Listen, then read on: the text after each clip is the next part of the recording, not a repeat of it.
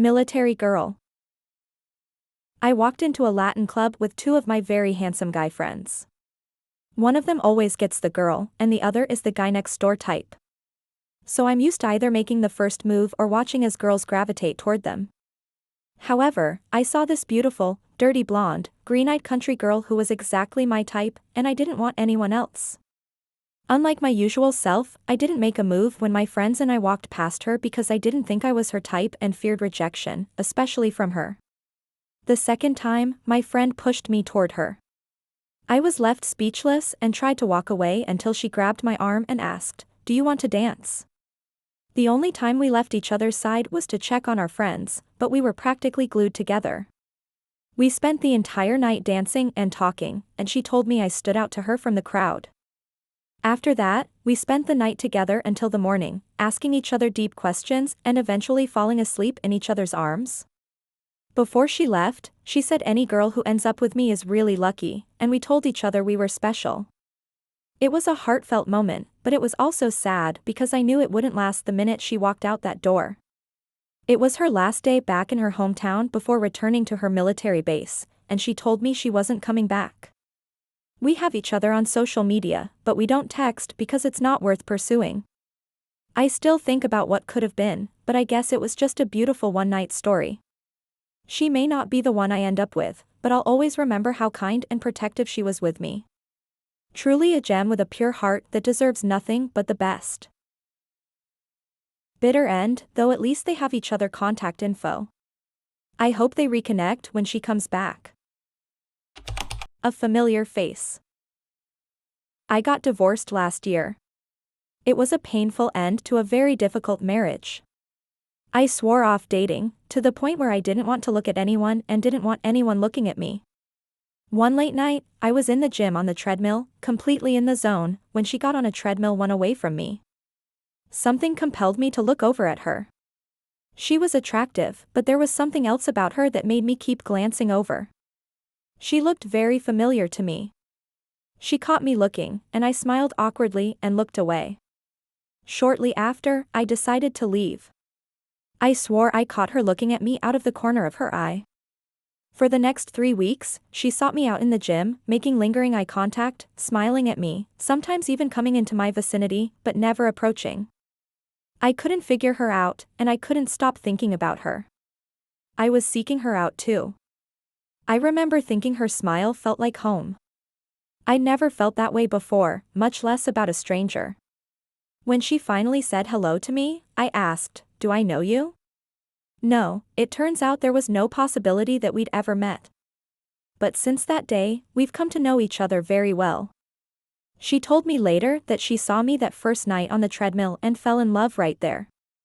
I told her I didn't believe in love at first sight, but looking back on it, I did feel like I could love her from the start.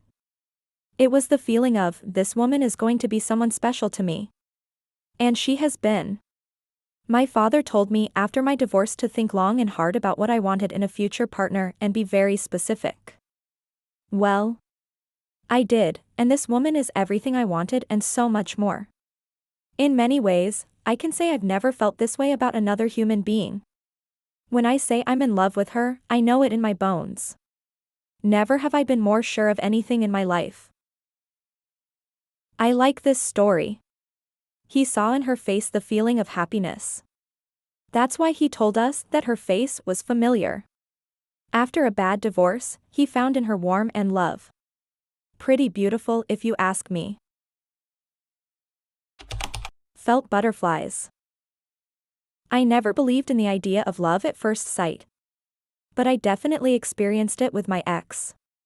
I started a new job and she worked there. I was a couple hours into my shift when I saw her across the way and she was there. Sweating, laughing. I was stunned. I felt butterflies for the first time in my life. I was 34, and I never felt butterflies before her. I'm not a shy guy, but I rarely care about meeting people, but I just had to get to know her. We happened to have a lunch break together, so I sat at her table in the hopes of chatting. She looked at me, I smiled and she rolled her eyes, sucked her teeth, and got up to sit at another table.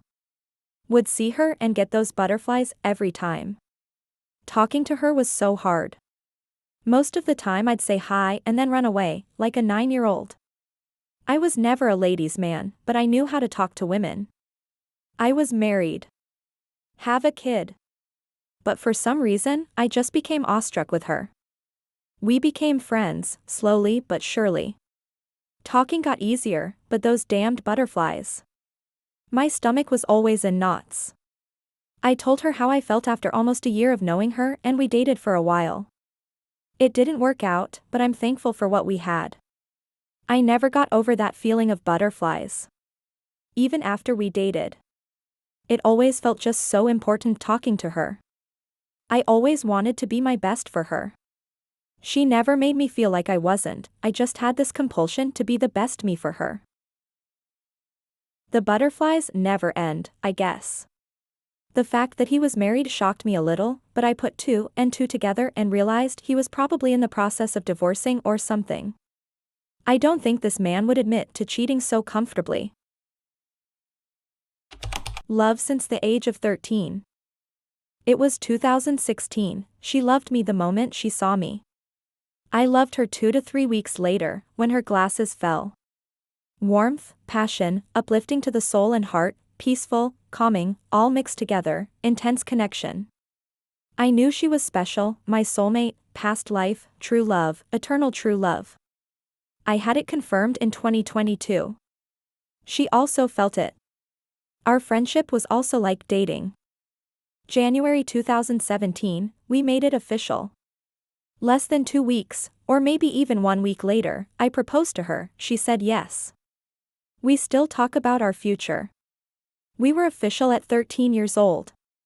We're holding off on marriage until we're both ready, and I'll tell you why. In 2018, she moved away, 40 kilometers from me. From 2019 to 2021, we tried to meet but failed. Plans changed at the last moment because her family stayed home. In 2022, I studied in Christchurch and found out about our true connection. In February 2023, I met her again, remembering the love I felt for her. After meeting her over 20 times now, I can't move on anymore. In September, we lost our virginity, 1 month before I turned 20. In January, she met my dad, and he really liked her, admired her. He knows we've been together since 2017. Details: she was born in Russia and came to my school in 2016. I'm an Indian born in New Zealand, with parents from Fiji.